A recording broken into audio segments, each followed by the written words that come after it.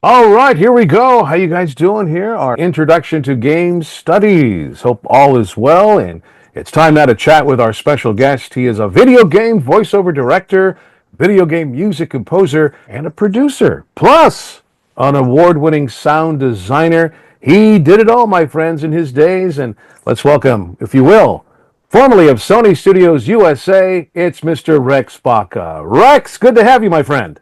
Hey, Mike, good to be here. Thanks for inviting me. Absolutely. With all your experience, we're looking forward to chatting with you here in just a bit. I do want to give a little bit more of your bio.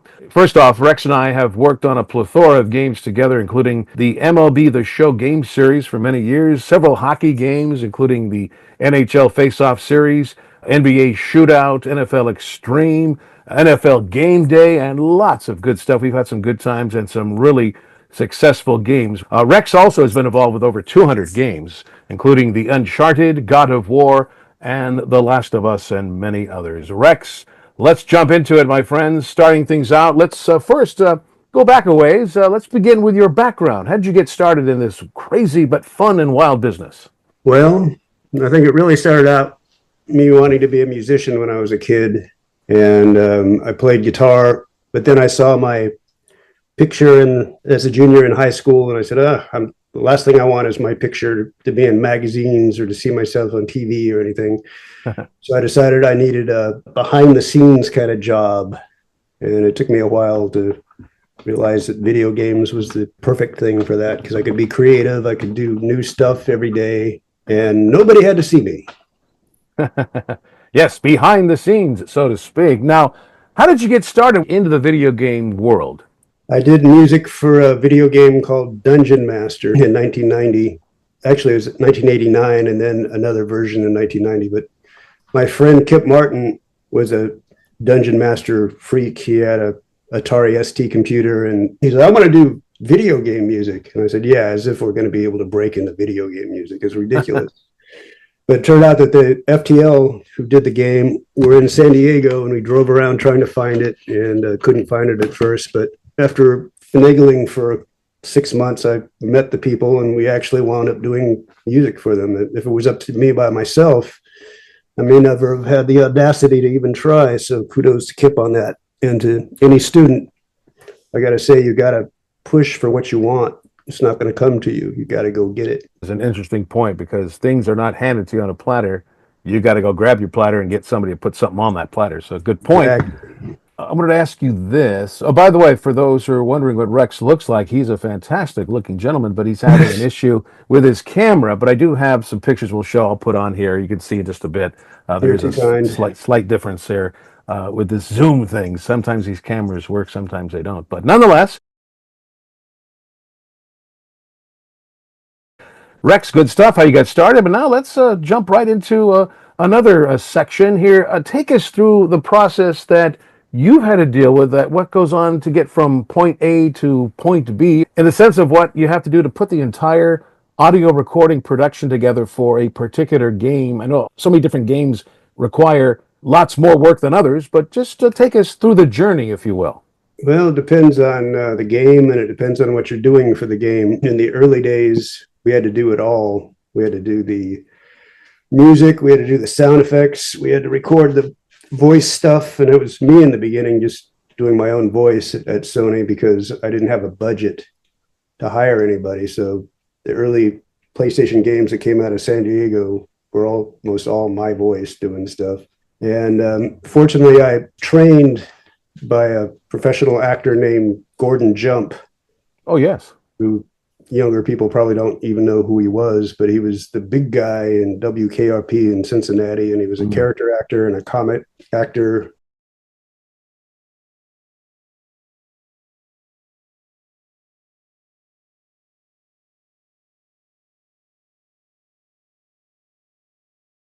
And he was giving a class that people could pay hundreds of dollars to get to learn how to do voiceovers. Mhm. And they hired me for $10 an hour because I was a recording engineer. I was a recording engineer before I did any video game stuff. And because I was a recording engineer, I got paid to take the class, which was nice. Yeah, a little different. Yeah, that's cool. So when you do dialogue, usually the dialogue happens before the game is anywhere close to being done. Because if you're going to do animation, you have to animate to the voice. They do that in animation, period. They always animate to the voice instead of having a voice come later, because that way the artist can be inspired by the performance and they can get the lip sync right and the emotion right. Music kind of do that all throughout the cycle, or usually there's a deadline because, and usually they want to get that early. They want to get a lot of stuff from sound as early as they can. So I did out of those over 200 games, about 30 of them were never released. But the producers would want the audio to be done so they could check it off and show their bosses, hey, look, I'm getting stuff done. The audio is done. And then the game's a piece of crap and they say forget about it. Yeah. They throw it on the shelf, yeah, or they throw it in the garbage can, probably, right? Yeah, and then sound effects, you have to have a beta ready, which is there's alpha, beta, and final. They needed a beta by a certain milestone near the end, but you have to give them sounds to plug in, and then they can listen to the sounds in the game, and then you can decide whether it's working or not. Because when you're working on sound effects in a vacuum, you can't really tell if it's working or not until you see it on the screen with the animation and everything and what's going on. So that's a work in progress. So dialogue first, and then sound effects in the middle, and then music kind of toward the end, unless they need to have a milestone, because they get paid on milestones. If they get milestones done, the team gets bonuses. Ooh. Not the audio guys, but the team that does the programming and the art. And speaking of the team, Rex, how much time do you have to spend with the software guys, the game testers, and also the writers of the scripts and things like that? How much time and how many meetings or such you have to really pounce on to get the game to go full force? That's another variable depending on the team. Mm-hmm. I always wanted to have a pre-production meeting, and so many teams have said, "Oh, we're too busy," and they never even met with me, and I'd have to try to get them into giving me some time. So the teams that have it together, like God of War and the Uncharted team and The Last of Us, they were very alphas. They were top of their form, and they spent a lot more time on letting me know what they needed and having review meetings and stuff. But some people just are fly by night. They just hack their way through it, and sometimes it works and sometimes it doesn't. Right. Well, good enough on that end. Now let's just go right into some of the favorite games of yours that you've worked on. I mean, you've worked on so many, but there's got to be a few that have stood out. And of course, I hope you do say MLB The Show, the baseball game we worked on together. I'm sure that was one of many, but I'm sure you've had some other games.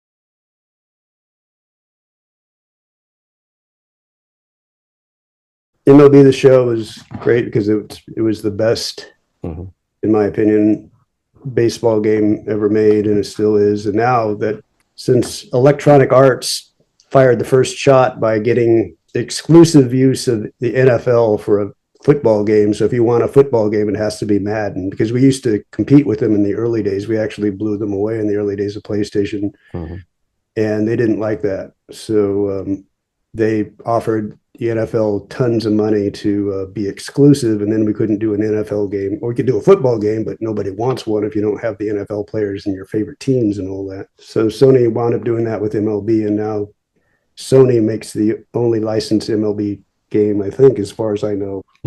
Yes.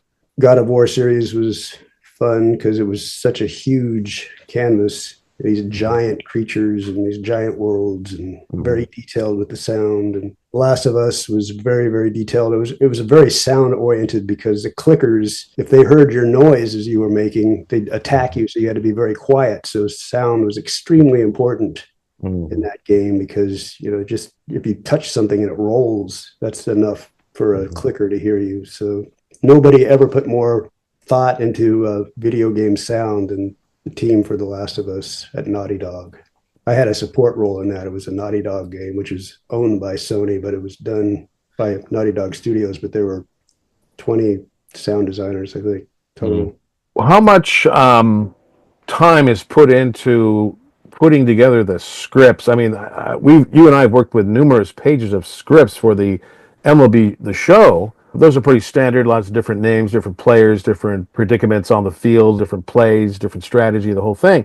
But some of Right. the other games, do they have just as much as what we had to work on? That are sports oriented, probably the most intensive for the script because you have all these different player names and all these different team names and all these scores. And you need a very special talent to be able to have a musical ear enough to be able Mhm. to say the words to where they can be concocted, it's called, but pasted together on the fly. You know, you take when you're doing scores, you don't think of every possible score that anybody could ever have, you know, 1-1, 1-2, 1-3, you know, Mhm. you do the front number and the back number. It's the Dodgers 5, the Phillies 4. Mhm. And to get the right inflection takes a special ear, which Mike Carlucci happened to have in droves. I got lucky. Those were the good years, yes. But it took your good ear, and I'm not saying this because we're friends, but you have one of the best ears, and other people will back me up with this. You have one of the best ears of what deciphers which one matches properly to make it sound non-edited, which is a good form to, Yeah, thanks. Yeah, yeah. it's a music. There's a musicality to it, into Hmm. the inflections and the rhythm. You just have to Yeah. listen to it like music. Absolutely. Also, I wanted to ask you about, like you said, you spend a lot of hours trying to do as much as you can prepping each game with all the game testers, the software engineers, the software people, and all the other producers as well. What is the time when they say, okay, we got it all, we got all what we need here.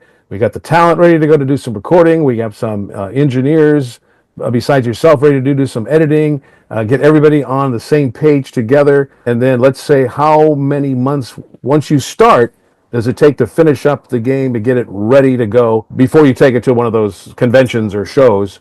How many Well, months the do you fun think? part is that the conventions are right in the middle of the development cycle, so you have to get a bunch of stuff done just to take it to E3 and Mm-hmm. show it off. So that put a crimp in everything. And actually, the first 6 years I worked for Sony, Mm-hmm. I didn't get a single week off because there was so many games going on and they had so few audio people. They Mm-hmm. wanted to save money, I guess, but it kind of worked me half to death or nearly to death.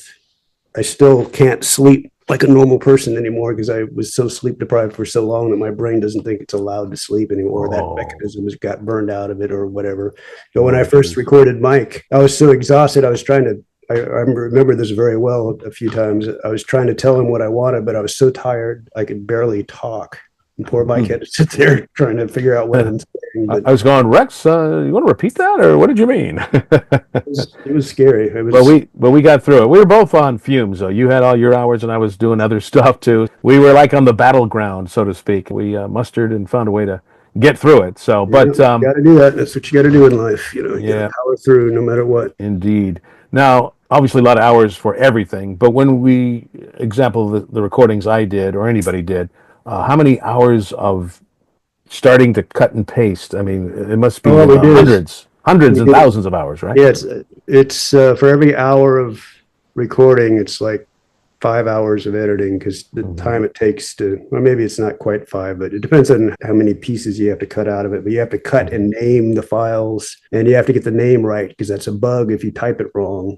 So Hmm. you got to cut it just right, and you got to name it just right, and you got to do that like 10,000 times. And then you have these little pieces in the program will call it what it thinks is the right time. So you have to play test to see if it's buggy, if it's working the way you expect it to work, if the volumes are okay, if the EQ is okay to where you can hear it through the crowd and all the other noises going on. So Yeah. it's quite a complex process overall. But I. anytime repeating something over and over again, like copying and pasting Mhm. and typing in names and stuff, you get fatigued after a while. And so you have to be very careful that you don't lose your mind and start Yeah. doing gibberish that you have to redo later. Yeah. I'm going to ask you some of with your experience, some of the fun stories and interesting stories, and just a few. But I do want to throw a recall, if you will. When I was in Beijing, China, you were emailing me saying, "Hey, Oklahoma City finally decided what their nickname's going to be. We got to get you to record some stuff, man." And it was this like, and it was like, oh well, I don't know what hour I could do because I was working 18 hours a day over there at the Olympics. Yeah, But hey, we got through it, and I'm glad that you're a trooper. it wasn't Dropbox. It was like a Dropbox, and thank goodness that because I kept thinking when I was recording him and sending him to you, and with the communist country, they check all the emails going out. All So I kept right. thinking, Yeah. I'm thinking, oh no, they're going to think I'm sending secret codes to you or something. And it's like, Mike, we can't, we got to get those names. I said, well, I just sent them to you, but luckily you got them. Thank God.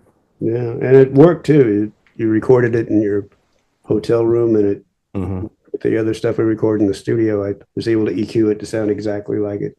Yeah, we got lucky. So now take us on the train of the most interesting stories, the most fun stories that you had to put together. Maybe even throw in a hectic story of some of your years recording. It was great being able to record Vin Scully and hanging out with him for so many weeks. Hmm.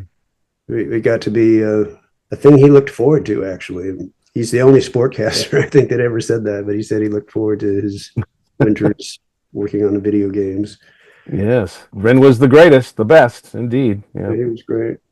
And I enjoyed traveling and going to New York to do some sessions. And I recorded a sportcaster in Texas in one of the studios that Stevie Ray Vaughan recorded one of his albums in, and they had some of his stuff there. Oh wow. And I did field trips.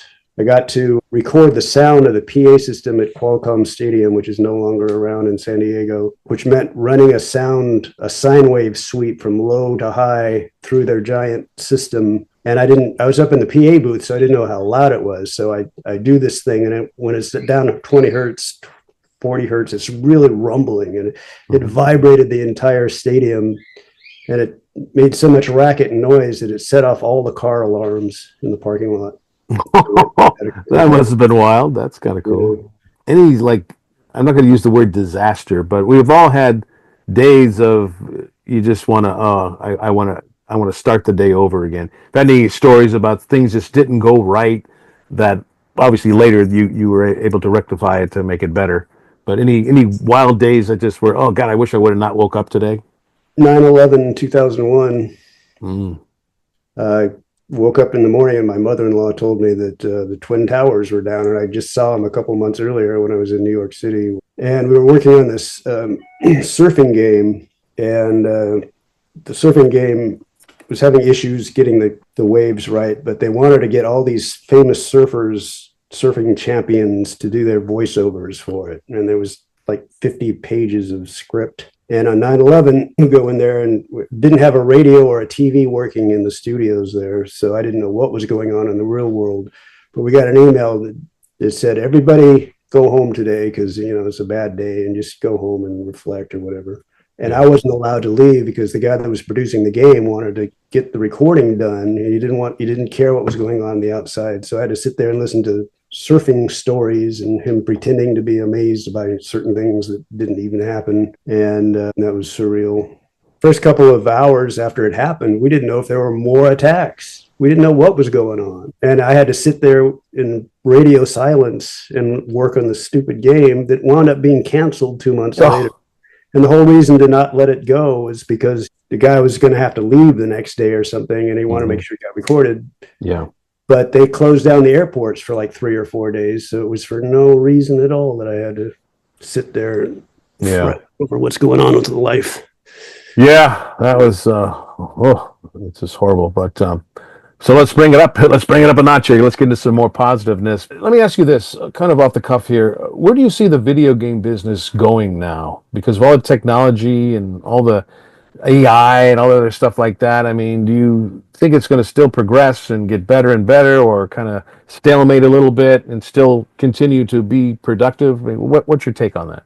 To be at Sony for 20 years and no longer, and I got that goal. I was there exactly 20 years. But since then, I haven't really done any video gaming. But I do have a Apple Vision Pro, and the Oculus are doing a lot of interesting things. I think it's probably going to go 3D more heavily than it is now. I mean, they're trying to push to make it more of a thing, but that's the only innovative kind of thing I see going on. But like I said, I'm not really following it anymore.